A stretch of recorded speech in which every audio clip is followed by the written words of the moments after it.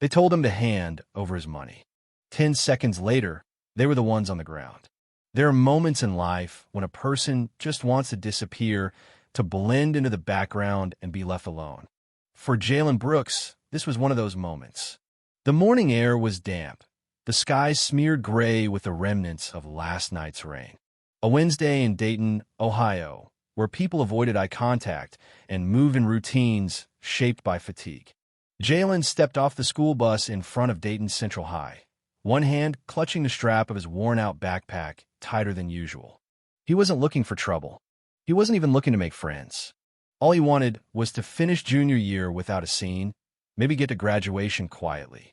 But as soon as he stepped through the double doors, he knew it wouldn't be that easy. The school was bigger than the one back in Gary, Indiana.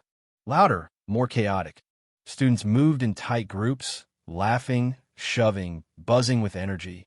Jalen walked alone.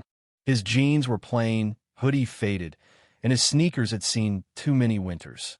He didn't speak unless spoken to. Just made his way to the main office to grab his schedule. "Welcome to Dayton Central, Jalen," the front desk secretary said with a polite, practiced smile. She handed him his schedule. "If you get lost, just ask a student aide. You'll be fine." He nodded silently and stepped back into the hallway, blending into the noise. His first class was American history. He slipped into a seat in the back, kept his eyes on the window. Some students glanced his way. One kid, pale with a messy buzz cut, leaned toward another and whispered something while smirking in Jalen's direction. They laughed. Jalen didn't flinch. By lunchtime, Jalen had established a rhythm. Move quickly. Speak little. Avoid eye contact. He sat alone at the far edge of the cafeteria with a peanut butter sandwich from home. Across the room sat the kid from history class Cody Renshaw and his entourage, Brent and TJ. Cody was the kind who never wore jackets, even in freezing weather. Always moving, always provoking. Brent, wiry and tall, cracked his knuckles like punctuation. TJ, broader and quiet, looked like he hadn't smiled in years. They stared, smirked, whispered. Jalen ignored them. In PE, Coach Daniels divided the class for a lazy basketball scrimmage. Jalen passed the ball, avoided shots.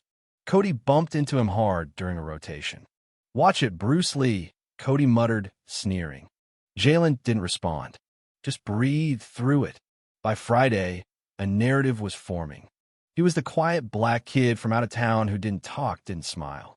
In a school like Dayton Central, that made you a target. Cody started murmuring insults in algebra. Brent tripped Jalen in the hallway. TJ knocked over his backpack in the locker room. Jalen never reacted, but he remembered. Every face, every slight. Back in Gary, trouble was louder and faster. But his grandfather Leon Brooks, a retired Marine in Vietnam vet, had raised him with one rule. Don't start fights, but if one finds you, finish it quick and clean. Jalen had trained in Shotokan karate since he was 7. He knew how to breathe through chaos, how to shut things down with a single move. But he had no interest in showing it off, until they forced him. One Wednesday afternoon, Cody and his crew waited for him outside the locker room. "You act like this is your school," Cody sneered. "You want something?" Jalen asked calmly. "Yeah, $20. Transfer fee." Jalen blinked. "You don't want to do this." They laughed. Friday came. The rumor had spread. They were going to jump Jalen. No one said where. Everyone just knew. Jalen didn't run. He walked toward the back of the old gym. They were waiting. "Still think you're better than us?" Brent asked. Jalen stood 10 feet away. "I'm not here to fight, but I'm not giving you anything." Cody threw the first punch. Jalen slipped it, grabbed Cody's wrist, twisted, and let him stumble. Brent charged. Jalen used his weight against him and dropped him. TJ came last. Jalen struck once to the ribs, swept the legs. Done. 11 seconds total. He stood still, breathing steady. No blood. No boosts. Cody coughed. "What the hell was that?" Jalen replied. "That's what happens when you pick the wrong fight." He walked away. By Monday, everyone knew. Whispers followed him, the calm storm. Jalen hated it. He hadn't asked for attention. But respect comes in many forms. Teachers noticed. Classmates nodded. Even Coach Alvarez told him, I heard you handled yourself like a man. But with attention came scrutiny. At a PTA meeting, some parents complained about violence. Jalen wasn't named, but they didn't need to. On Thursday, he was called to the counselor's office. Do you feel safe? She asked. I'm fine. People just don't like being reminded they're not as tough as they think. Later, at practice, Devin Leah, quiet junior, sat beside him. You train somewhere? He asked. Back home. That was amazing. You didn't even flex. You just moved. Can you teach me? Jalen thought a moment. You don't train to fight. You train so you don't have to. That's what I want, Devin said. And so it began. Word spread. Jalen taught a few students behind the gym.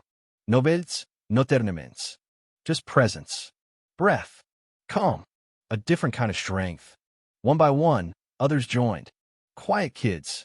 Overlooked kids. The ones tired of fear. One afternoon, Cody showed up. He didn't speak. Just watched. Afterward, he approached. I was a punk, he said. You checked me. I needed it. I don't expect us to be friends. But I respect it. Jalen nodded. Then change how you treat people. I'm trying. At the end of the school year, Jalen received a quiet award for leadership. No speech, just a nod from the principal. Students fist bumped him. Devin whispered, told you. You're a quiet legend. That night, Jalen sat on the porch with his grandfather. He told him everything. Leon Brooks just smiled. You didn't lose control, he said. You didn't let them drag you down. Jalen looked out across the freshly cut grass. I didn't come here to be anything. I just didn't want trouble. His grandfather chuckled. Funny how doing the right thing stands out, even when you're trying to disappear. They sat together in silence, understanding passing between them like an old tune you don't need to sing aloud. Because real strength doesn't shout. It just shows up. And sometimes one quiet person can teach a whole crowd how to stand taller.